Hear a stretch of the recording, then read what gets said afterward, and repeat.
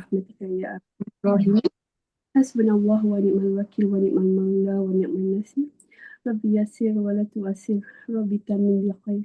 الله إني، الله شهيدي، الله نزيري. Alhamdulillah, Alhamdulillah. Assalamualaikum warahmatullahi wabarakatuh. Yang disayangi Ustazah Nazira Abdul Rahim selaku founder Q Circle, yang dihormati barisan penggerak Q Circle dan para sahabat Q Circle yang dikasihi Allah sekalian. Alhamdulillah dapat lagi kita berkumpul pada malam ini ya. Jadi sebelum kita memulakan majlis, marilah sama-sama kita menandatangan untuk memohon doa. Bismillahirrahmanirrahim. Ya Allah, Engkau berkatilah majlis ini ya Allah pada malam ini. Limpahkan rahmat dan keberkatan-Mu ke atas perhimpunan ini ya Allah. Permudahkan segala urusan kami ya Allah. Bukakan hati kami untuk menerima ilmu dan kebaikan serta jadikan majlis ini majlis yang Engkau redai ya Allah. Amin, amin, amin ya Rabbal Alamin. InsyaAllah pada minggu ini kita akan sambung tadabbur surah Al-Ma'un. Ustazah dah ready. InsyaAllah. Oleh itu dengan segala hormatnya saya mempersilakan Ustazah Nazira. Silakan Ustazah. Alhamdulillah, terima kasih kepada Puan Fiza yang kembali memberikan khidmat untuk Allah Ustazah. dan kembali memberikan khidmat untuk Al-Quran, Masya Allah. Dan kita sangat bersyukur dan gembira bila tengok sahabat kita bersama. Kita sangat gembira bila melihat dapat bersama dengan sahabat kita walaupun dia diuji. Kita dapat bersama dengan dia, kita bersyukur. Dan bila dia kembali dengan kita, kita lebih bersyukur juga, subhanallah. Itulah ya, dan nikmat bila bersahabat kerana Allah ini. Alhamdulillah, saya ucapkan terima kasih kepada Fiza ya, kerana melapangkan masa pada malam ini untuk bersama-sama dengan kita, bersama dengan Allah dan Al-Quran, insya-Allah. Allah melimpahkan kurnia kepada rumah tangga, keluarga dan anak-anaknya, insya-Allah. Amin. Amin, amin, amin. Dan terima kasih kepada semua barisan penggerak Q-Circle yang turut bersama-sama berkhidmat ya dengan Ustazah. Dan kepada semua ahli-ahli, sahabat-sahabat kita yang juga bersama-sama dengan kita berkhidmat untuk Al-Quran dan untuk Allah. Alhamdulillah kepada semua sahabat-sahabat yang telah mengajak sahabat-sahabat ke kelas kita. Alhamdulillah. Teruskan istiqamah untuk membuat kebaikan ini. Sampai kita kenal erti lelah, erti penat, erti dan sebagainya lah. Ya. Semua habuan-habuan dunia itu tidak kita harapkan melainkan di sisi Allah, insyaAllah. Baik, a'udzubillahi minasyaitonirrajim. Bismillahirrahmanirrahim. Alhamdulillahi rabbil alamin wassalatu wassalamu ala asyrafil anbiya'i wal mursalin wa ala alihi wa sahbihi ajma'in. Rabbi syrah li sadri wa yassir li amri wa hlul 'uqdatam min lisani yafqahu qawli. ربنا قد ظلمنا أنفسنا وإن لم تغفر لنا وترحمنا لنكونن من الخاسرين ربنا آتنا في الدنيا حسنة وفي الآخرة حسنة وقنا عذاب النار. أما بعد. Alhamdulillah. Syukur kepada Allah kerana limpah dan kurnia Allah jualah kita dapat bertemu pada malam ini. Alhamdulillah. Kita selesai pada minggu lepas pada pendahuluan pada surah Al-Ma'un. Alhamdulillah, moga-moga kita dapat mengingati dan Allah mengizinkan kita beramal dengannya.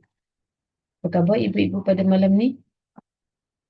Okey, Alhamdulillah 32 orang, subhanallah. Saya nampak ada nama baru, Masya Allah. Moga-moga Allah melimpah kurniakan kepada sahabat-sahabat kita yang telah bersama dengan kita dan terus istiqamah, dan kita dikurniakan oleh Allah dengan sahabat-sahabat yang baru, subhanallah. Baik, Alhamdulillah, terima kasih ya Allah, syukur semua daripada Allah. Sahabat-sahabat, pada minggu lepas ya, kita telah pergi kepada surah Al-Ma'un. Dalam muqaddimah kita telah mengenali surah ini dari segi sudut namanya. Ya, surah Al-Ma'un yang kita baca surah Al-Ma'un itu sebenarnya ada 5 nama lain bagi dia. Ya, iaitu surah Ar-Ra'aita, surah Ar-Ra'aita allazi, ya, surah Ad-Din, surah At-Takdzib dan surah Al-Yatim. 5 nama lain bagi surah Al-Ma'un. Apa nama dia? Surah Ar-Ra'aita, surah Ar-Ra'aita allazi, surah Ad-Din, surah At-Takdzib dan surah Al-Yatim. 5 nama ini bagi surah Al-Ma'un. Jadi, kalau orang panggil nama saya Ustazah Nazira, insya-Allah yang ni je lah kenal, kan? Jadi kalau ada orang lain pernah kenal saya, oh, Ustazah Ira, orang kampung saya panggil saya Ira, nama kedua. Ada juga orang panggil saya hmm, Nas. Ada juga orang panggil saya Nas. Oh, nama ketiga, ada nama keempat, nama kelima, macam tu. Ya, baik. Jadi sahabat-sahabat sama juga kita ada nama-nama panggilan. Suami kita pun panggil lain kan? Nama keempat. Mak mertua kita pun panggil lain kan? Ada tak macam tu? Mak mertua dia panggil versi dia. Dia panggil versi itu nama kelima. Okey, baik. Jadi surah Al-Ma'un ada 5 nama bagi dia. Tetapi ini bukan panggilan nama yang ditokok-tokok tambah untuk diri kita. Nama surah Al-Ma'un ini diberikan oleh para ulama berdasarkan kepada dalil-dalil yang sahih.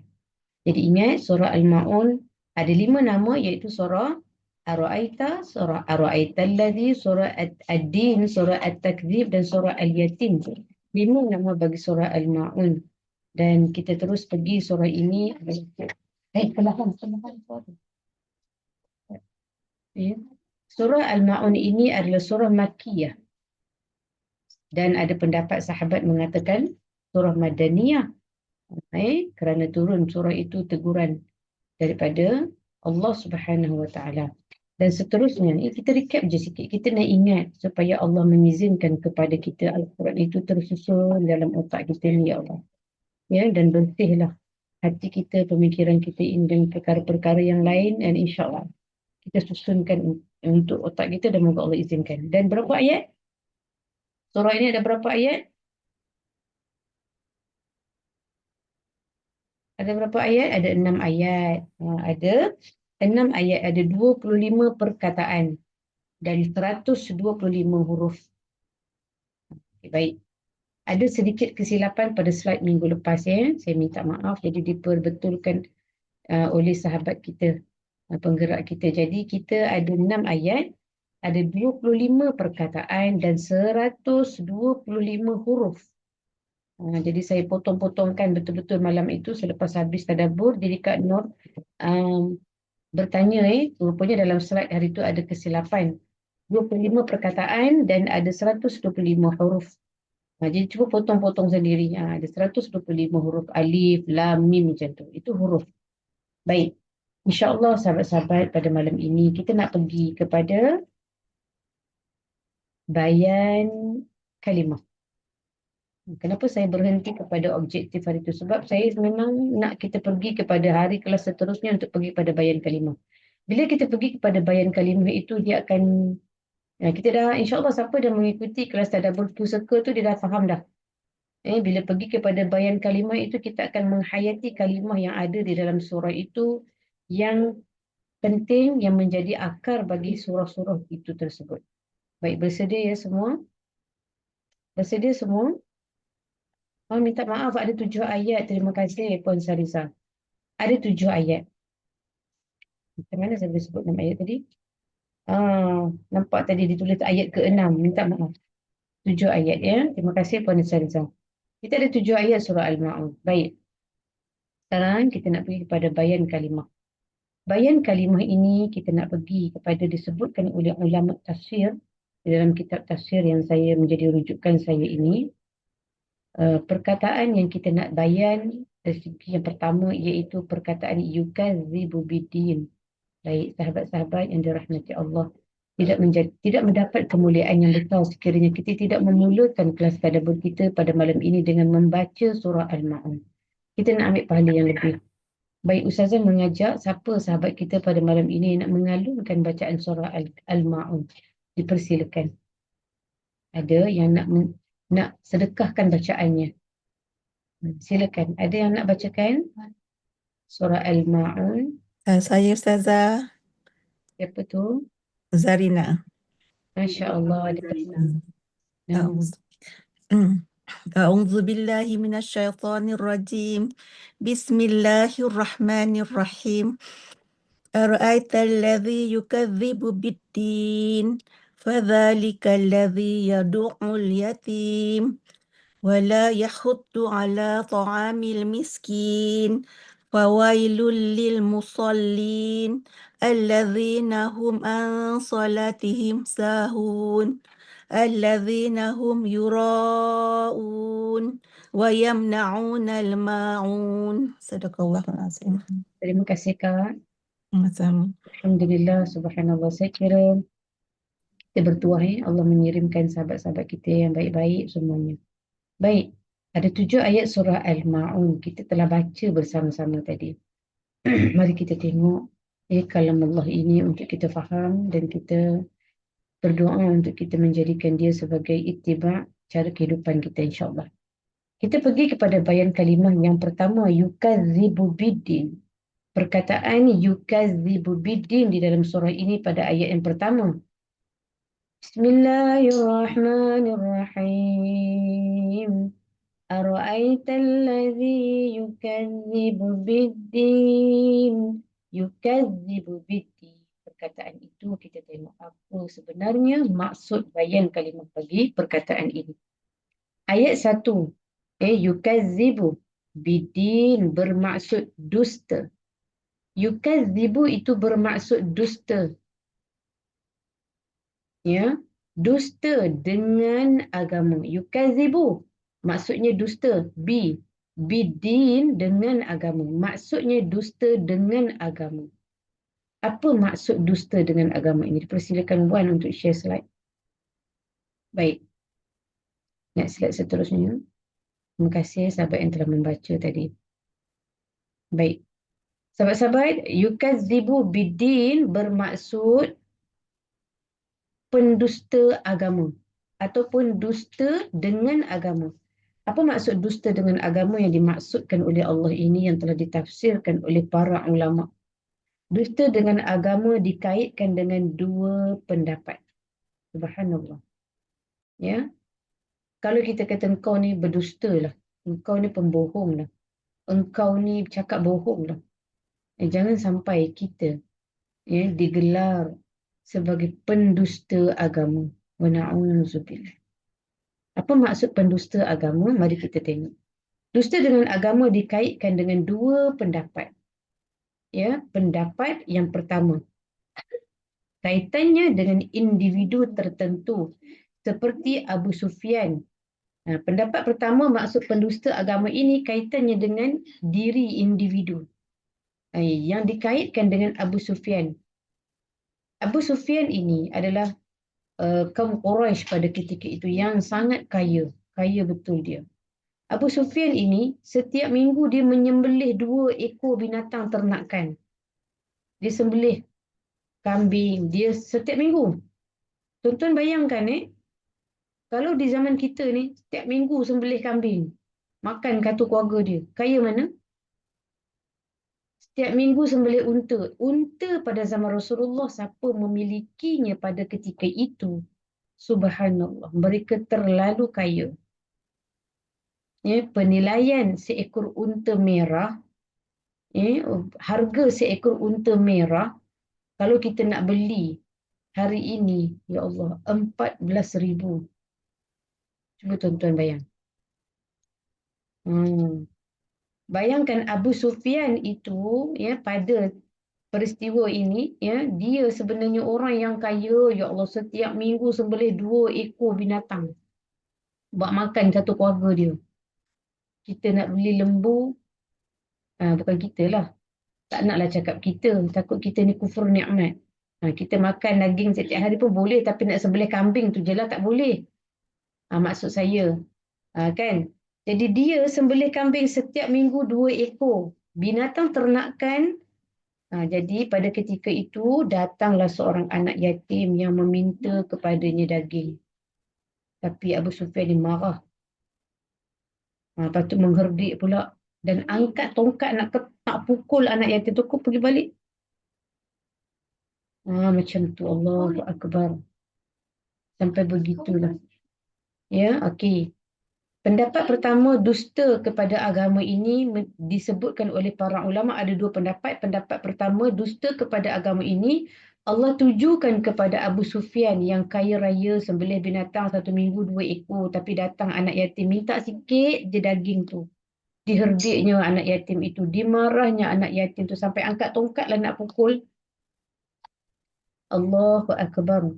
Dan tetapi Abu Sufyan marah kat dia. Kapitan Muqatil pula berkata, ia diturunkan kepada Al-As bin Wa'il Al-Sahami yang mempunyai sifat mendustakan hari akhirat dan selalu melakukan perkara yang keji. Itu pendapat yang pertama. Pendapat pertama tadi dusta agama, tuju kepada Abu Sufyan dan tuju kepada Al-As bin Wa'il Al-Sahami ni. Dia tak percaya pada hari akhirat dan dia selalu melakukan perkara-perkara yang keji. Itu pendapat pertama, maksud dusta kepada agama.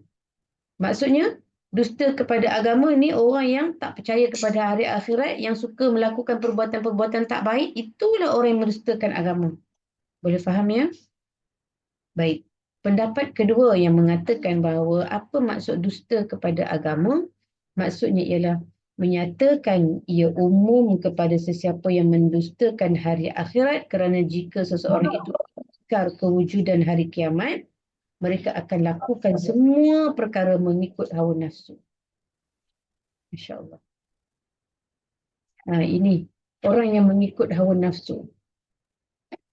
Hawa nafsu ni tuan-tuan, apa makna hawa nafsu?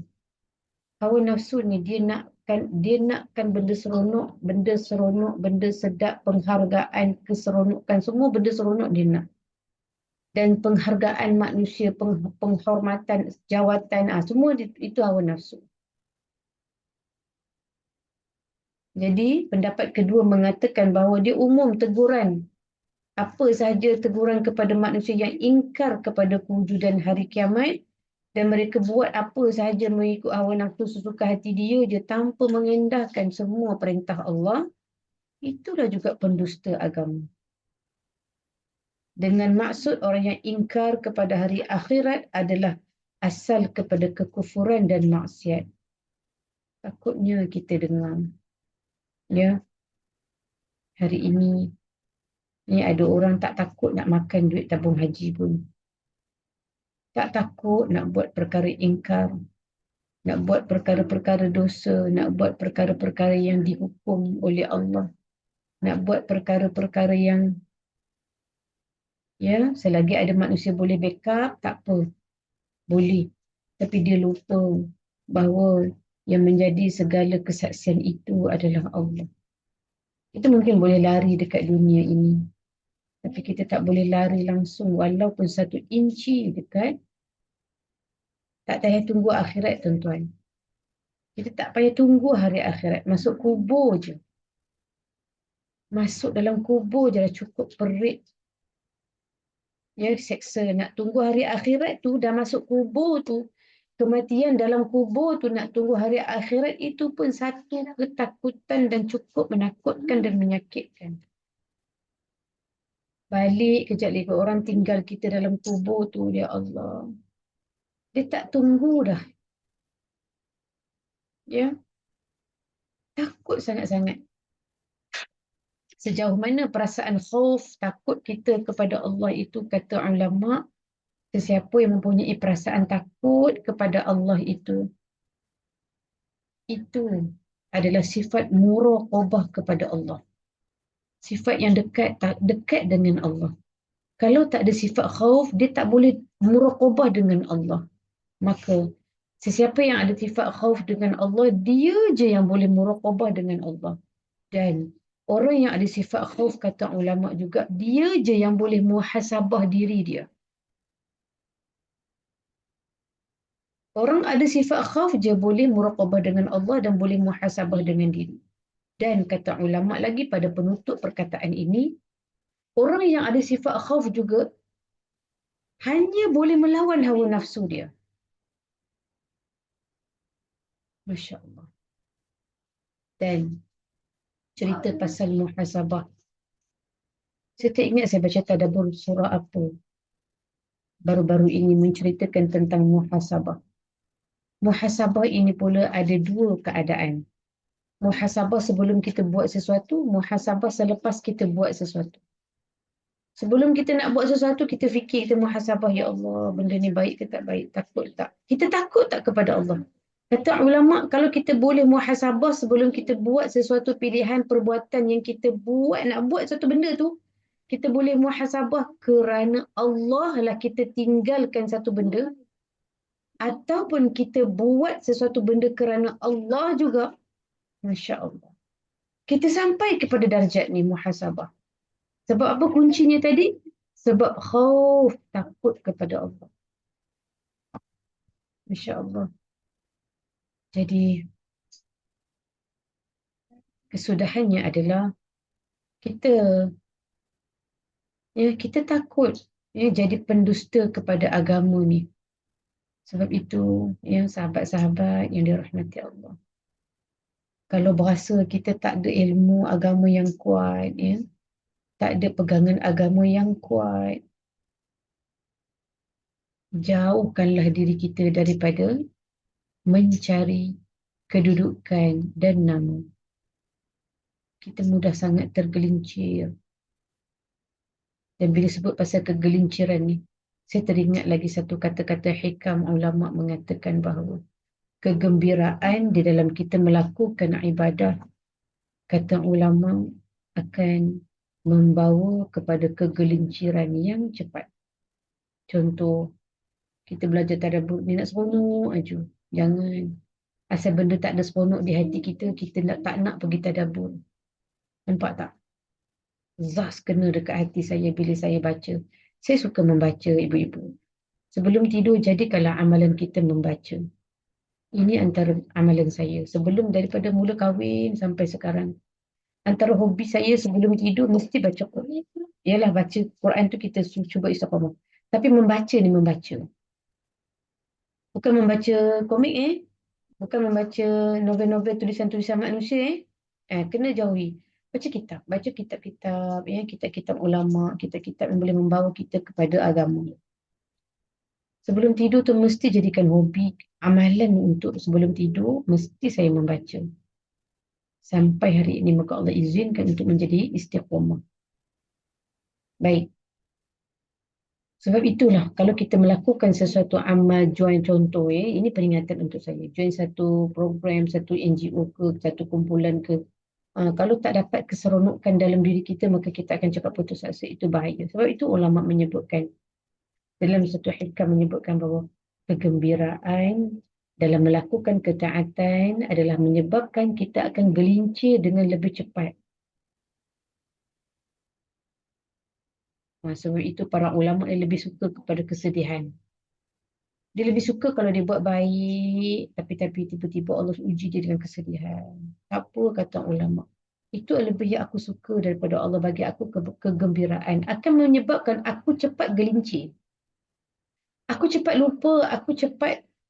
lupalah kepada tujuan. Maka saya kata, ya Allah. Ya. Baik.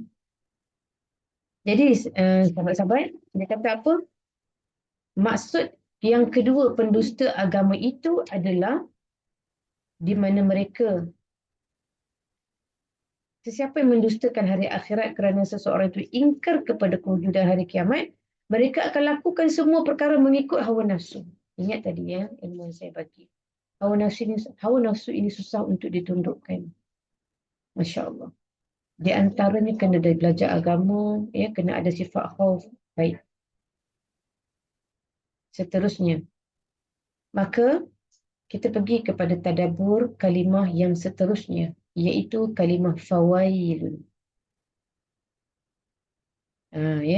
Fawailun. Baik, ayat yang keempat. Tadi tadabbur ayat pertama iaitu perkataan yukadzibu biddin. Pendusta agama itu ada dua pendapat. Baik, yang kedua, kita nak pergi kepada bayan kalimah fawailun pada ayat yang keempat. Pada ayat yang keempat yang berbunyi fawailul lil musallin. Perkataan fawailul lil musallin.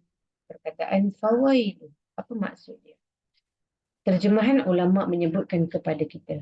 Kalimah ini digunakan di dalam Al-Quran untuk kesalahan yang amat besar. Masya Allah. Sebab itu tuan-tuan, kita jumpa perkataan fawailun lil musallin. Dalam perkataan apa lagi ada perkataan fawailun? Wailun likulli humazatil lumazah. Surah Al-Humazah. Betul? Betul tak?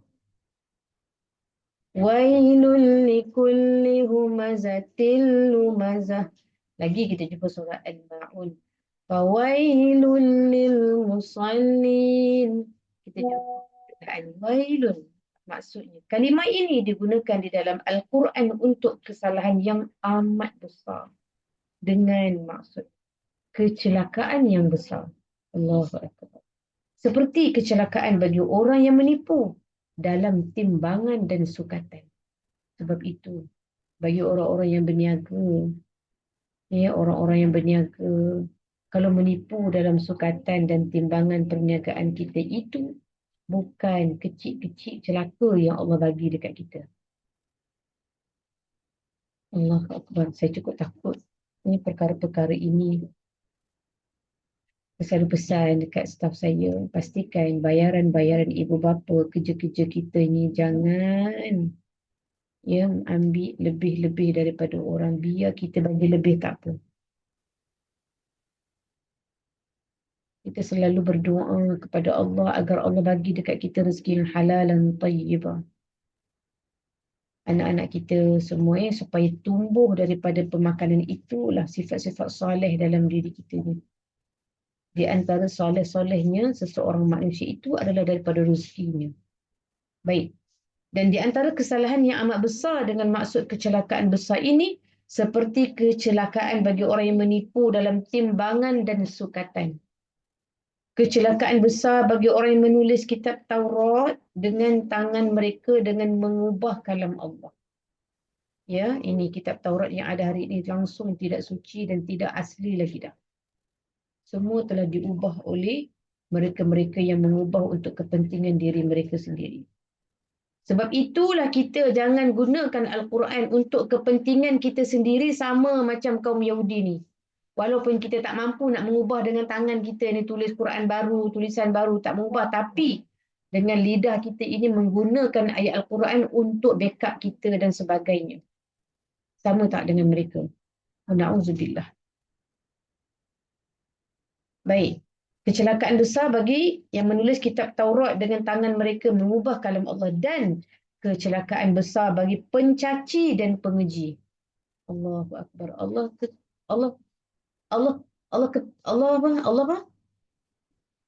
kutuk, Allah hina bagi orang-orang yang menjadi pendusta agama, yang menghina orang, mencaci orang. Jangan hina orang.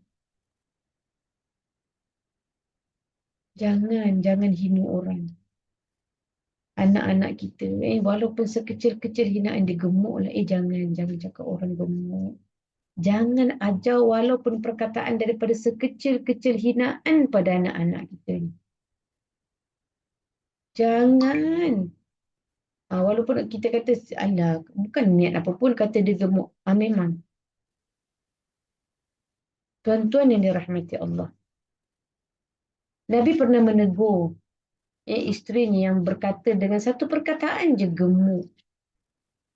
Saya pernah bagi dalam kuliah saya sebelum ini. Dan ada satu hadis yang sahih di mana syaitan dia bila kita berkata benda tak baik walaupun benda itu kecil, syaitan akan jadi besar di hadapan kita. Inilah kuasa perkataan keji walaupun kecil. Sebab itu tak boleh suka-suka. Contohlah, tak boleh. Kita tak boleh. Jadi kita kena ajar anak-anak kita daripada yang kecil tu tak boleh. Dia botak. Tak boleh. Kena ajar anak-anak kita ni. Sebab Nabi itu sebaik-baik perkataan. Paling baik, paling lembut, paling baik akhlak dia. Ya Allah. Jadi kita nak berusaha sebaik-baiknya untuk menjadi isteri, suami, anak, ibu, jiran, majikan yang menjaga perkataan kita. Dan dia kata apa lagi? Kecelakaan besar bagi pencaci dan pengeji. Setiap satunya, nampak tak tuan-tuan? Itu Allah nak sebut kepada kita. Setiap satunya akan berteriak bertempik dalam neraka mengikut kadar kesalahan yang dilakukan. Sebab tu kita jangan kita kata dekat orang perkataan kecil je. Contoh yang tadi kan, kita kata orang tu kenapa gemuk sangat. Nampak je, simple je. Ingat, perkataan kejian itu mereka akan bertempik di dalam neraka. Kerana perbuatan keji, hinaan yang kita kata kecil itu mengikut kadar kesalahan yang mereka lakukan. Dan mereka akan berkata, alangkah celakanya aku dengan sebab sayangkan kemegahan dulu. Megah kan? Orang datang minta rezeki, minta daging. Abu Sufyan tu, maka dia akan bertempik. Alangkah celakanya aku sebab sayangkan kemegahan dulu. Ataupun ada orang lain yang berkata, alangkah celakanya aku dengan sebab ketaksuban membuta tuli. Sebab tu kita jangan taksub membuta tuli. Kalau kita rasa kita tak mampu untuk melihat keadilan bagi mana-mana kebaikan ataupun keburukan, lebih baik diam. Jangan sesekali kita cenderung kepada sesuatu yang kita betul-betul rasa tak dapat membuktikan kecenderungan kita dengan kebenaran. Bimbang sangat. Maka lebih baik kita diam untuk menjaga akhlak kita, untuk menjaga diri kita daripada terjerumus daripada dosa yang ini. Baik. Dan dia berkata lagi, juga ada yang berkata, alangkah celakanya aku dengan sebab lalai daripada menunaikan solat. Ini perkataan fawailun. Masya Allah. Ya, janganlah sesekali kita bersewenang-wenangnya menyebut perkataan-perkataan yang tidak baik. Walaupun perkataan itu betul. Betul lah, dia memang fitnah saya. Tak boleh. Kita cuba sehabis baik untuk menjaganya. Ya, baik. Maka perkataan fawailun itu adalah kecelakaan. Baik. Yang perkataan tadabbur bayan kalimah yang seterusnya adalah perkataan al-ma'un. Pada ayat yang terakhir surah Al-Ma'un, ayat yang ke-7. وَيَمْنَعُونَ الْمَاعُونَ. Perkataan al-ma'un, apa maksudnya? Perkataan al-ma'un ini pada asalnya bermaksud sesuatu yang bermanfaat. Ya, sesuatu yang bermanfaat. Ibnu Katsir menyebutkan beberapa pandangan. Antaranya al-ma'un itu bermaksud zakat.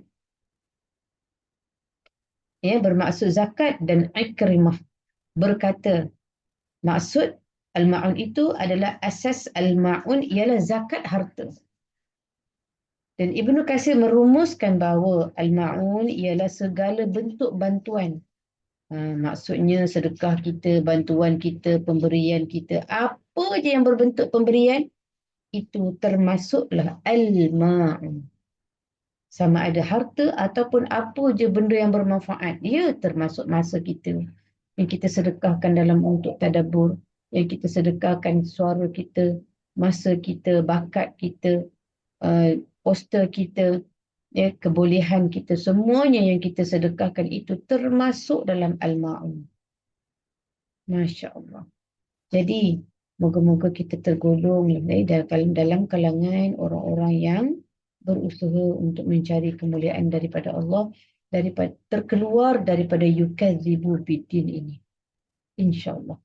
Baik, habis sampai di situ saja bayan kalimah. Apa perkataan yang kita belajar malam ini? Yukadzibu biddin, fawailun dengan al-ma'un. Allah suruh adik perlahankan sikit gigi dekat dapur tu. Baik. Al-ma'un, fawailun dengan yukadzibu biddin. Kita mohon perlindungan daripada Allah, daripada kita menjadi pendusta agama. Kita mohon pada Allah daripada kita mendapat fawailun, kecelakaan yang amat besar. sama ada perkataan yang buruk, ya, sama ada perbuatan kita, dan perbuatan itu akan kita teriak tempik-tempik balik dekat neraka nanti mengikut kadar kecelakaan yang kita lakukan. Wa na'udzubillah. Baik. Seterusnya, sahabat-sahabat, kita tengok kepada slide ini.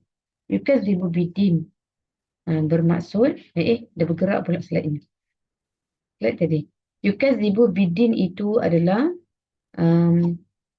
pendusta agama.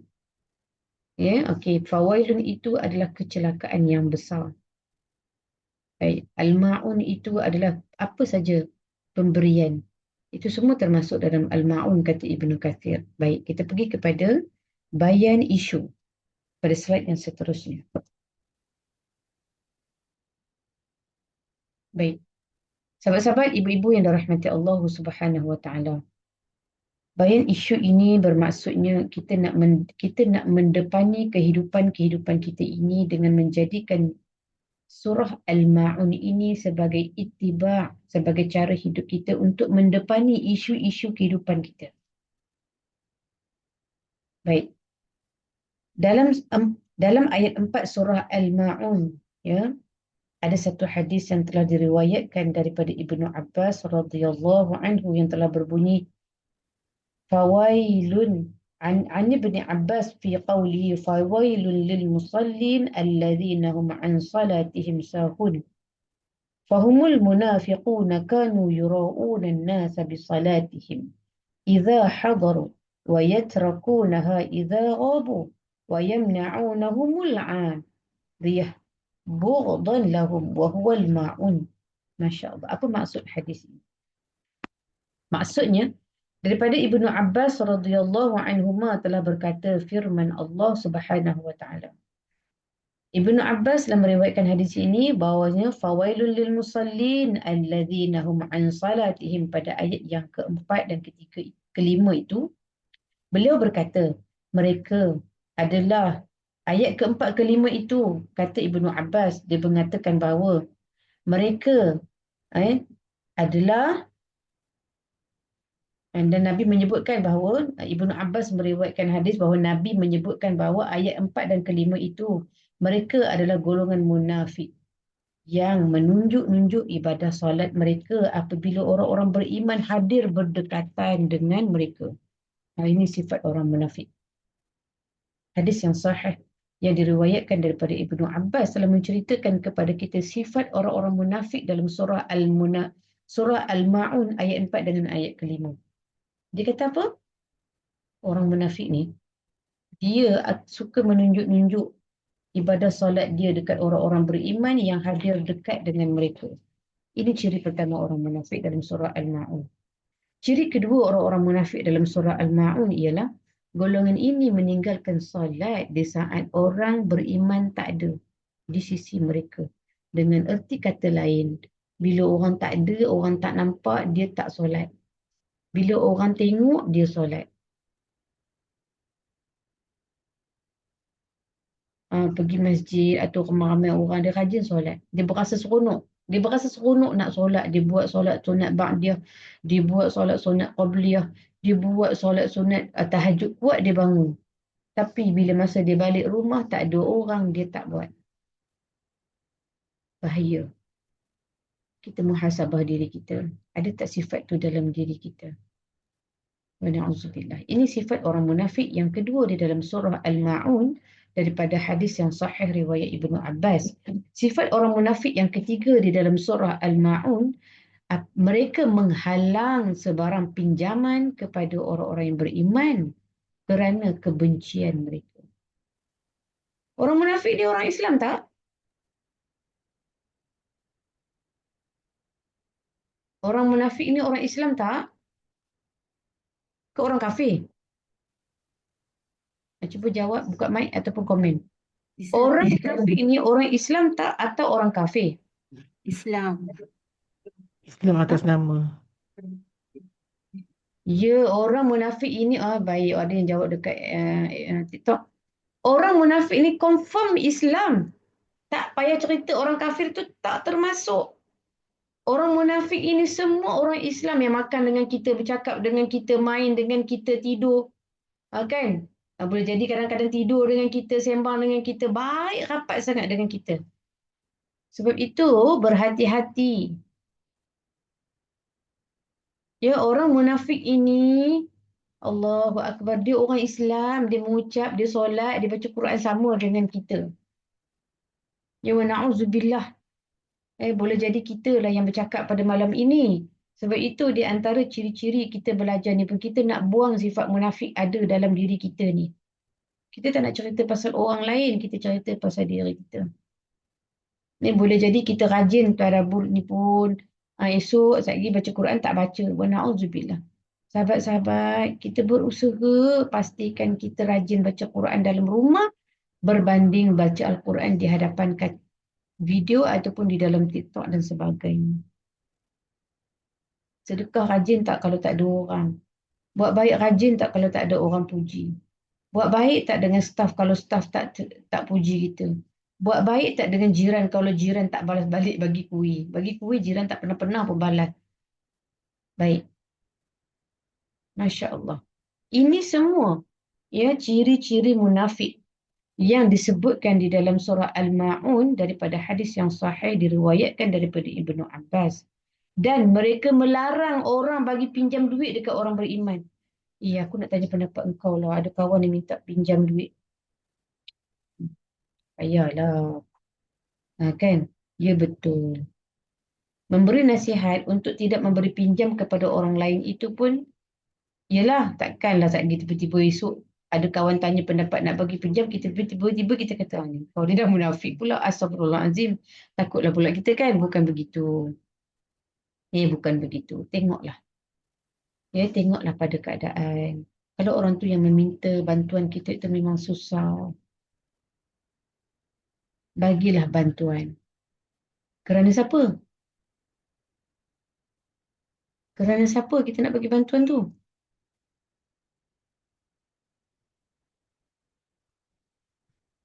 Ada siapa pun jawab. Kerana Bagilah Allah. bantuan tu kerana siapa? Kerana Allah. Kerana Allah. Bagilah bantuan itu kerana Allah. Bukan kerana siapa-siapa pun yang memberi nasihat kepada kita. Tapi kalau kita rasa kita nak tanya pendapat dan nasihat tu, silakan. Jadi orang yang hari ni pun jadi isu juga, orang yang berhutang tapi susah nak bayar balik hutang tu. Tapi orang yang nak memberi hutang tu pun dah kena siap-siap niat kan? Betul tak? Kena siap-siap niat kerana Allah. Andai kata orang yang berhutang dengan aku ini tak mampu untuk membayar hutangnya nanti, ya Allah. Tuan-tuan pernah dengar tak cerita apa tajuk cerita ni ya? Apa tajuk dia lupa, tapi cerita ni saya ingat lah. Tajuknya si pemberi hutang lah, macam tu lah. Si pemberi hutang kerana Allah lebih kurang macam tu. Saya ceritakan cerita dia. Lelaki ni, dia nak berhutang. Cerita ini ada dalam kitab Tarbiyatul Aulad yang saya tak sempat cerita dalam slot anak soleh bukan kebetulan tu. Cerita-cerita yang bagus untuk diceritakan kepada anak. Cerita dia begini. Seorang lelaki ini, dia memang susah, dia memerlukan duit dan dia nak pinjam dengan kawan dia si B ni. Kisah ini diceritakan di dalam hadis. Lelaki ni nak pinjam duit. Dia pun pergi jumpa kawan dia. Dia kata, wahai kawan, aku nak pinjam duit. Kawan dia kata apa? Kalau kamu nak pinjam duit, aku nak kena cari saksi. Supaya kalau kau pinjam duit dekat aku, kena ada saksi jadi bukti, kau kena bayar hutang aku nanti. Kawan A ni yang nak pinjam duit, dia kata tak apa. Saksi aku hanyalah Allah. Kawan B kata, boleh ke Allah jadi saksi engkau?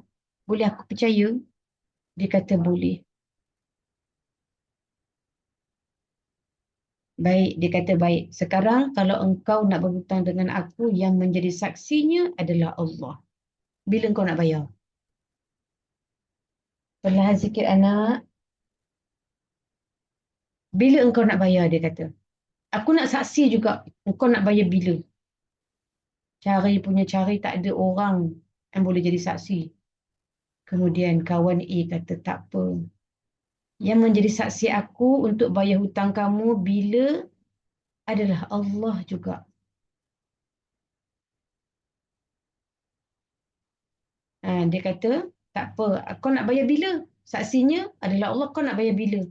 Baik, aku nak bayar lagi 2 bulan, dia kata. Baik, saksinya adalah Allah, 2 bulan lagi engkau nak bayar. Lepas tu, saya terlupa cerita ni. Nak buka cerita sikit. Astagfirullahaladzim. Takut saya salah cerita. Tapi cerita dia sangat menarik, ya Allah. Lepas tu, bila dia nak bayar hutang tu,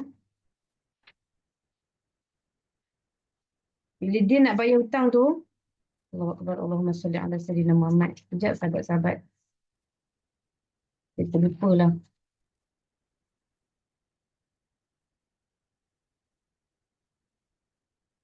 Sebab dia tak plan kan nak cerita-cerita ni.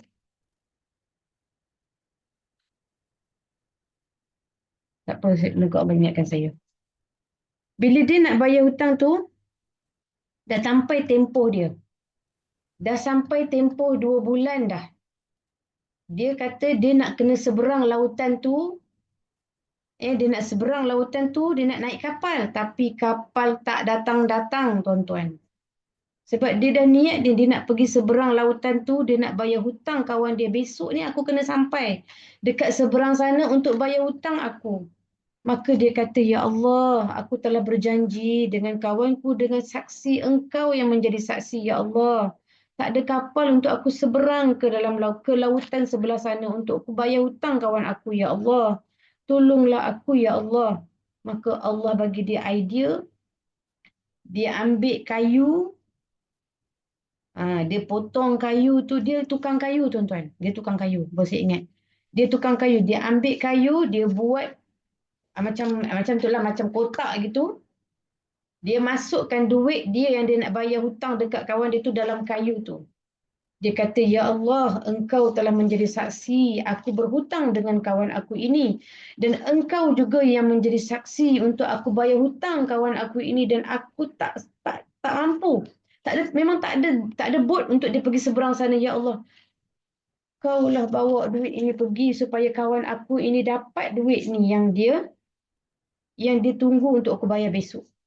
Tuan-tuan, dengan kudrat dan kuasa daripada Allah, Allah jalankan duit itu. Kawan dia yang B tadi yang bagi pinjam, dia tunggu dekat tepi apa kita panggil? Tepi laut. Sebab dia janjikan, dia kata besok nanti kau tunggu, aku nak datang, aku bayar hutang kau. Dengan takdir Allah, kawan dia tunggu dekat tepi laut tu. Tuan-tuan bayangkan. Kawan dia kata apa? Tengoklah. Kawan aku ni tak boleh percaya. Kan aku dah kata, hari tu aku nak cari saksi. Kau kata Allah jadi saksi engkau. Kau kata besok. Kau kata hari ni kau nak bayar hutang aku. Puas aku menunggu dah sampai petang. Dia nak habis dah ni petang ni. Dah nak habis dah petang ni. Lepas tu tuan-tuan, dia pun kuis-kuis lah ambil air tu. Kuis sambil bercakap. Tengok tak ada pun. Tiba-tiba takdir Allah, kayu yang dibawa tadi yang dimasukkan duit dalam tu, dia nampak. Apa ni terkena tangan dia. Macam tu lah. Dia pun ambil kayu tu, bawa balik dalam rumah. Tiba-tiba dia buka, ambil kapak, buka, tengok-tengok, ada duit tu dan ada nota daripada kawan dia. Inilah hutang kamu kerana saksi Allah. Aku dapat berhutang denganmu dan aku nak bayar kepada kamu. Dengan saksi Allah jugalah moga-moga duit ini sampai kepada kamu. Tuan-tuan tengok, dia terus mengucap 2 kalimah syahadah bahawasanya kawan dia ini minjam kena saksi kerana Allah dan nak bayar hutang pun saksi kerana Allah. Tuan-tuan nampak tak? Usaha kawan yang pinjam tadi tu. Punya usaha nak bayar hutang. Tapi cerita ini, kawan yang bayar hutang tu dia kata, adakah sampai tak duit tu kepada kawan aku? Dia terus berdoa, ya Allah, adakah sampai ke tidak duit itu kepada kawan aku, ya Allah. Dia terus bekerja keras, kumpul lagi duit. Dia kata, tantah tak sampai duit tu kat kawan aku. Lepas tu dia pun dapat duit tu dengan izin Allah lagi. Dan tak apalah, dia kata, aku nak bayar hutang juga kawan aku tadi kali kedua. Entah-entah tak sampai duit tadi. Akhirnya takdir Allah ada bot, dia terus menyeberang pergi jumpa kawan dia. Dia pergi jumpa kawan dia, dia kata, Assalamualaikum. Wahai sahabat, dia kata, aku datang ni. Engkau, dia kata, kenapa engkau tak tunggu aku dekat tu? Ayolah, konon-konon kot-kot lah dia tunggu kan. Aku datang. Kenapa kau datang? Dia tanya. Aku datang untuk membayar hutang aku yang disaksikan oleh Allah. Kawan dia kata apa? Masya Allah, wahai sahabat. Sebenarnya aku telah terima bayaran hutangmu. Di tepi pantai hari itu, aku buka satu kayu, ada duit dan ada nota daripada kamu. Dan kawan B ini terus menangis dan sujud syukur kepada Allah. Tuan-tuan, ibu-ibu yang dirahmati Allah. Saya di saat baca cerita ini, saya kata, wahai Allah, hebat sungguh apabila kita ini berpegang dengan Allah. Dan kita merasakan bahawa Allah menjadi saksi kita ini kalau kita buat apa-apa. Kita yakin sangat dengan Allah itu. Sebab itu kehidupan sahabat Nabi dan kehidupan Nabi itu apabila dia yakin betul dengan Allah itu. Tak ada benda yang boleh menjauhkan kita daripada tujuan sebenar yang kita inginkan, yang kita niatkan itu.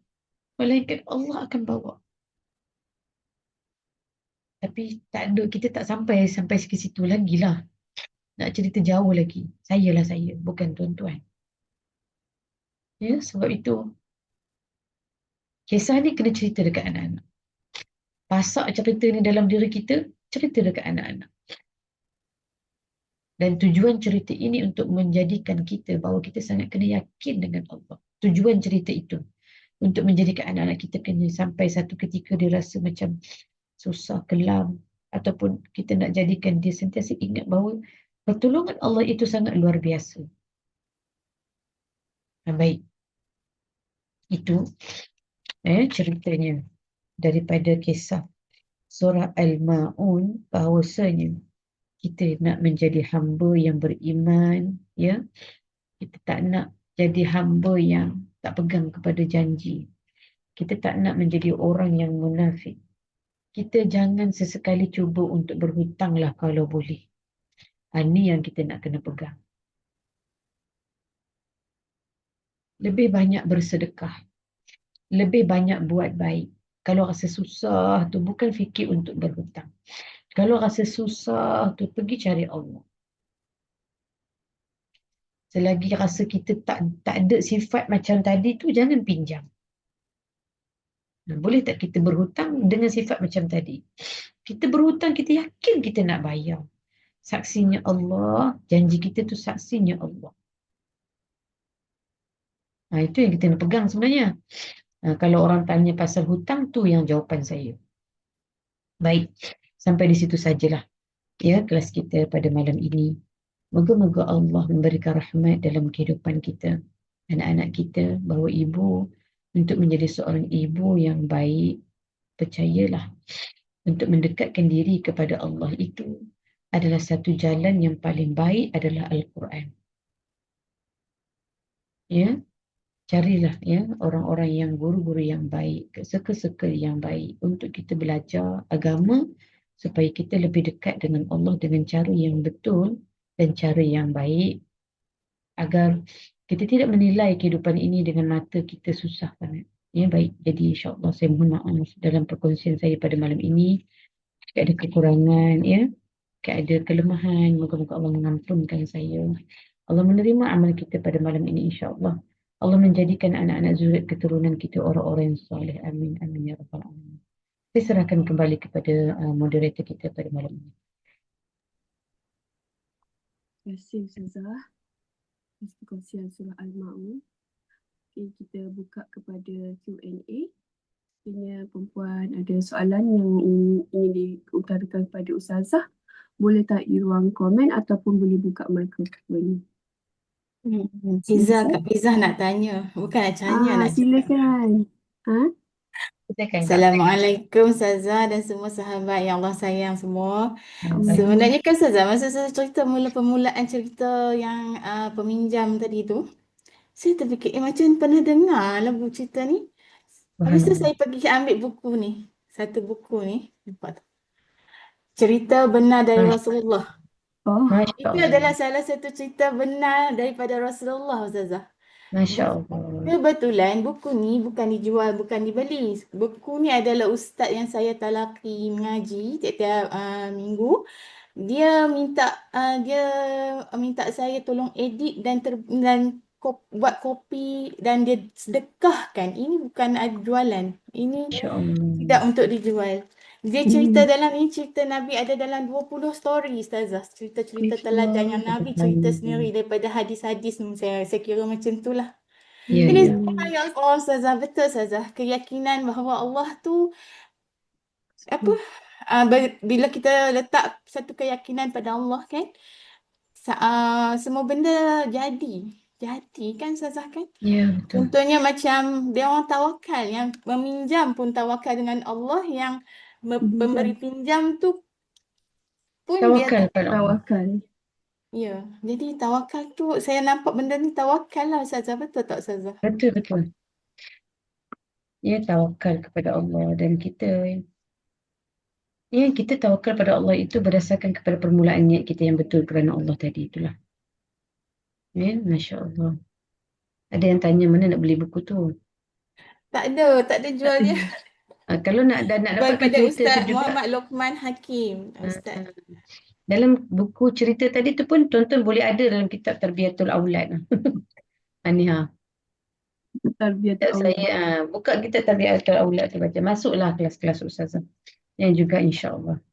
Jadi yang macam itulah. Ada dalam kitab Tarbiyatul Aulad ni, prophetic parenting ni, saya cari tak jumpa lah masa ni. Kan? Kan, subhanallah. Jadi cerita-cerita itu memainkan peranan yang penting dalam tajuk mempengaruhi akal anak. Tapi saya tak ingat bab berapa. Cari tak jumpa malam ni. Bila nak guna memang tak jumpa Ah, Ustazah. bab Muka surat 173 Ustazah. Betul. 173. Tidak iya. 173. 173.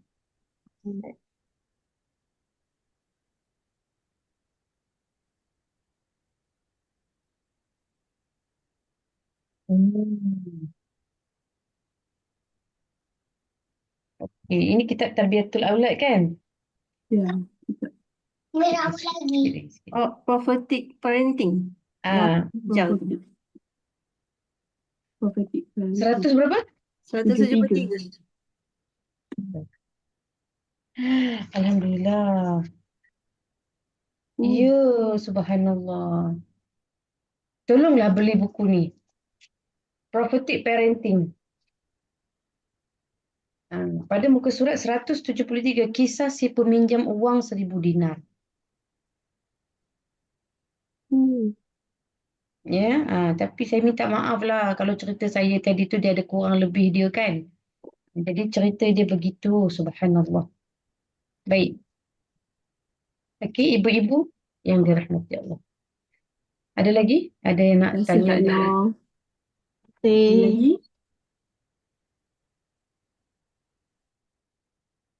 Ustazah, Bagus. Ya, saya nak kami. tanya boleh? Boleh, silakan insya-Allah. Semoga Berkaitan dengan hutang ni kan, andai ada sahabat tu dia lupa hutang dia dan dia tak ingat lah. And then apa kita apa panggil apa? Kita macam rasa tak kisahlah, halalkan je lah kan.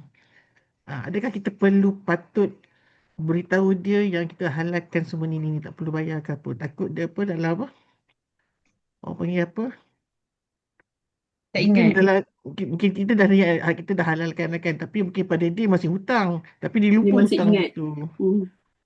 Adakah kita patut bagi tahu orang tu ke atau macam mana? Okay, baik. Terima kasih Kak Miss. Okey. Orang yang berhutang senyap, dia tak tanya-tanya pun. Kan? Tapi kita kata tak apalah. Saya halalkan dia baik. Niat yang baik, sebaiknya dirahsiakan. Ya, niat yang baik, sebaiknya dirahsiakan. Baik. Kedua, boleh tak nak bagi tahu? Boleh. Assalamualaikum. Cik Kia. Ada ke nama Cik Kia kat sini? Tak ada kan? Cik Kia dia pinjam duit saya. 2-3 bulan lepas. Minta maaf. Assalamualaikum Cik Kia. Apa khabar? Maaf pengganggu. Moga sihat dirahmati Allah. Saya nak bertanya dan nak maklumkan. Tak tanyalah, tak tanya sebab tadi nak bagi tahu kan. Saya nak maklumkan bahawasanya hutang yang Cik Kia hutang saya 5 tahun lepas telah saya halalkan. Dan saya mendoakan semoga dipermudahkan urusan kita di dunia dan di akhirat. Dah, kalau kita nak buat makluman. Supaya dia rasa lega kan. Tengoklah, bergantung kepada niat masing-masing. Faham tak maksud saya? Kalau orang yang berhutang, orang yang pemberi hutang WhatsApp kita menyatakan bahawa dia telah menghalalkan hutang kita. Nampak tak tadi? Kalau kita buat kerana Allah, kisah si pemberi hutang kerana Allah tadi, dibuat kerana Allah. Tuan-tuan tengok bagaimana datangnya pertolongan dan rahmat dalam kehidupan dia itu. Kerana niat yang betul-betul kerana Allah ni, hidup dia memang ajaib. Tengok ajaib tadi tu. Kerana Allah tu sangat ajaib. Sebab itu orang yang memberi hutang dan menghalalkan hutang tadi, kerana ada hadis yang menyebutkan, orang yang menghalalkan hutang tu, nanti di akhirat nanti Allah akan masukkan dia ke dalam syurga. Ya, menggantikan dengan semua nikmat-nikmat yang dia telah halalkan tu, ya Allah. Masya Allah. Tapi itulah. Jadi hari ini kalau kita kata kita nak memberi hutang tu, tipsnya adalah bagi. Kalau kita contoh, kalau dia nak berhutang 200, dia kata nak hutang, tak payahlah kita bagi hutang. Niatkan bagi je 50, tak payahlah. Kita dah niat dah. Boleh-boleh poin-poin yang nak mengundur diri, silakan. Kita dah niat dah. Maksudnya kalau orang nak berhutang dengan kita ni, kalau bolehlah kita tahu dah orang ni tak mampu bayar hutang. Jangan bagi sebanyak-banyak yang dia nak. Bagi ikut yang kita rasa mampu. Contoh dia minta hutang 200. Kita tahu dia tak mampu nak bayar tu. Kita kata tak boleh. Kita bagi je. 50. Kita niat dah. Niat itu kita nak sedekah. Itu adalah lebih baik. Tapi gunalah kaedah yang Nabi ajar. Kalau orang nak berhutang, kena ada hitam putih. Memang kena ikutlah apa yang Nabi ajar. Kena ada hitam putih. Buat surat tanda tangan. Kena ada saksi. Buatlah. Baru jadi sistem hutang yang diredai oleh Allah. Sebab itu hutang-hutang ni kalau tak ikut apa yang Nabi ajar, ada hitam putih, ada saksi, ada lambatlah sikit nak bayarnya. Baik. Allah Ta'ala alam ya Kak. Okey. Kita dah habis masa. Baik Ustazah, jam pun dah. Dekat TikTok Ustazah ada satu soalan. Ustazah, macam mana nak tahu taubat kita diterima oleh Allah ataupun tidak? Baik.